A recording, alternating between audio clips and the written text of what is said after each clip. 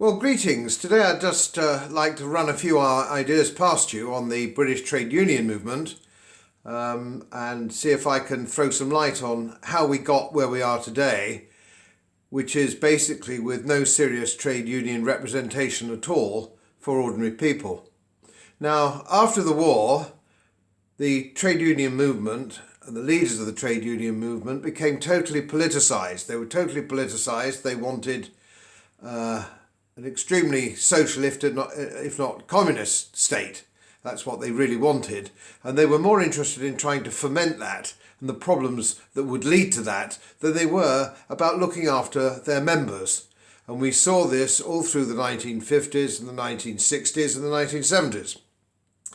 And if you look at the wonderful film with Peter Sellers, in 1950, whatever it was, 1958 or something, Peter Sellers was playing the role of Fred Kite, and it was an Ealing comedy movie. It was very funny, but it was also very near the knuckle, because that's how it was. And Fred Kite was a rather typical example of trade union leadership at that time, and that didn't really change for decades.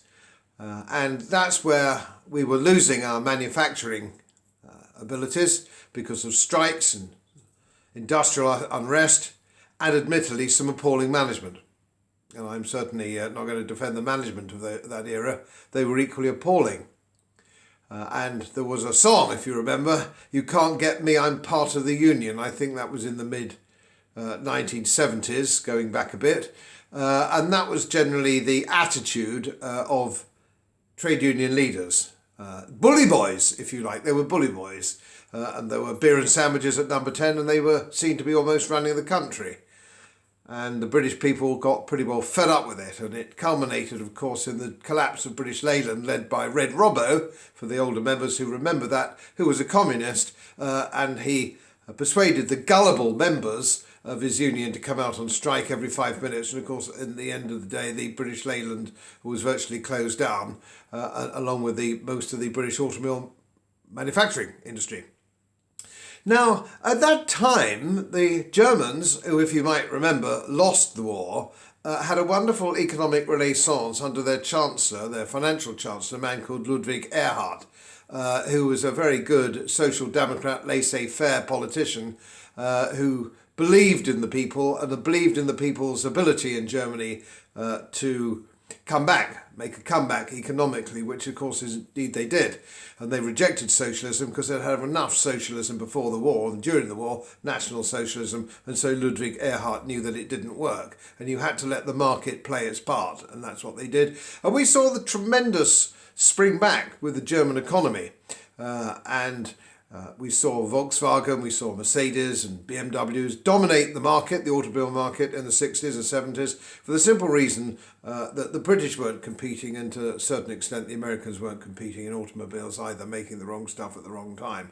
And of course Japan was coming up on the stand side with their completely different management systems, which was more based on teamwork.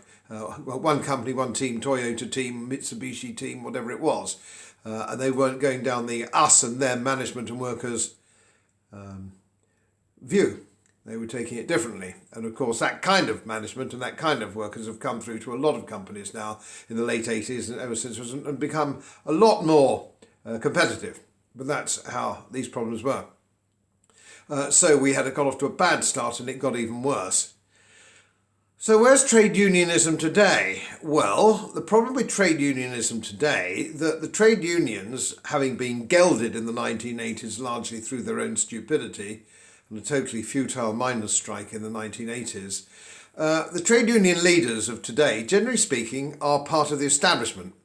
They are establishment figures, if you will, and they go along with anything. They're earning good money, they have index-linked pensions, and they're doing jolly well okay, thank you very much. And they don't really care too much about their workers. They're earning probably 3 or 4 times the national average wage, and they've all become part of the establishment, has mainstream media, journalists, TV presenters, and everybody else, part of the establishment. Now, 10 years ago in Manchester, I tried to get into the TUC conference and tried to explain them that green policies were totally hostile to the working man. the working classes were going to be hit by green policies a lot more than anybody else, because it was going to give us unreliable energy and expensive energy, which could only push manufacturing in particular to the Far East. Which of course it has done over the recent decades and is going to continue to do so because they have fossil fuels as the bedrock of their production, which of course is cheaper and more effective. And so this is how it is. Now, of course, the green revolution, if you want to call it that, is being pushed by the middle classes in this country and other Western European and North American countries who are not part of the manufacturing rat race. And it doesn't matter to them. Their salaries will arrive at the end of the month anyway. And this is the problem that we have. And the trade unions have gone along with this. So they're not fighting climate change, which is legislation, which is incidentally futile in any event, but I'm going to go down that another day, that route another day.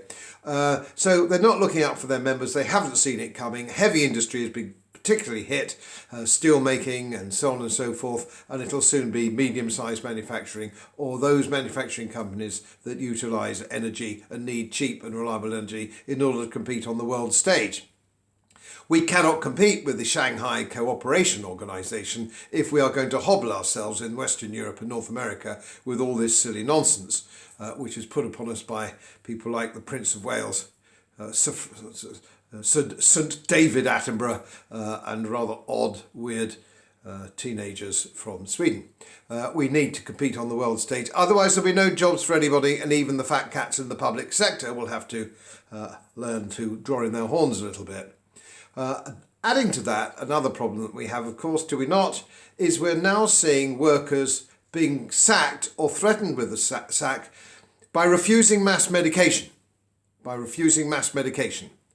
We've seen it in the care industry, and we're seeing it creep in under the door, as it were, in other industries as well, in hospitality industries and so on and so forth. If you don't have your medication like a good little citizen, you'll lose your job or we won't give you a job. Even Margaret Thatcher, at the height of her power, would never, ever have dared to insist that ordinary workers, ordinary working class people should be forced into medication by the state or lose their job. She would never have dared attempt it, even if she wanted to, which I suspect she wouldn't have done anyway. So we have this terrible dilemma, and there are no trade unions. Trade unions aren't protecting these people. People who belong to these trade unions are not being protected. Their leaders are not standing up and saying, oh no, you can't do that to our members. Our members must make their own decision on what medication they take, in line with the Nuremberg Code, which we all signed up to after the war, and for very good reasons indeed. So there are no trade unions, or hardly any trade unions, certainly big trade unions, sticking up for their members in any respect. Whether it's green policies, the coronavirus policies, or whatever it happens to be. They don't have a say. The working class, certainly, of Britain are the most politically unrepresented. I think they're probably as unrepresented as Russian serfs were in the 19th century. There is one small union, and you can get it on my links. My links will be associated with this video. There is a union standing up for you, taking old-fashioned values, a union that is actually looking out for the interests of their members and not their fat cat leaders and the establishment generally. I might be an unlikely advocate for trade unionism, but as a libertarian, it's perfectly within my reasonable assessment of what is needed at the moment, and that is trade unions which don't coerce people into membership, but do stand up for their members in every regard, no matter how awkward or difficult they might find that with their relationship with the establishment.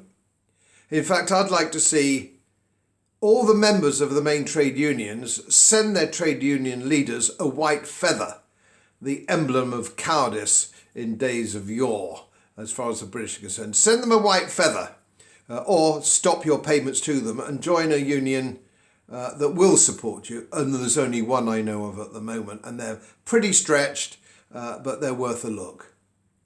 Think about it. As most of you know, my work is very heavily independently research based. and I get my information from all over the world. It would help if you press the subscribe button and the little bell next to it, because the more subscribers I have, the more likely it is that international independent research institutes will share their material with me. It's most helpful, and then of course I automatically share it with you. So surprise, won't cost you anything. Thank you very much.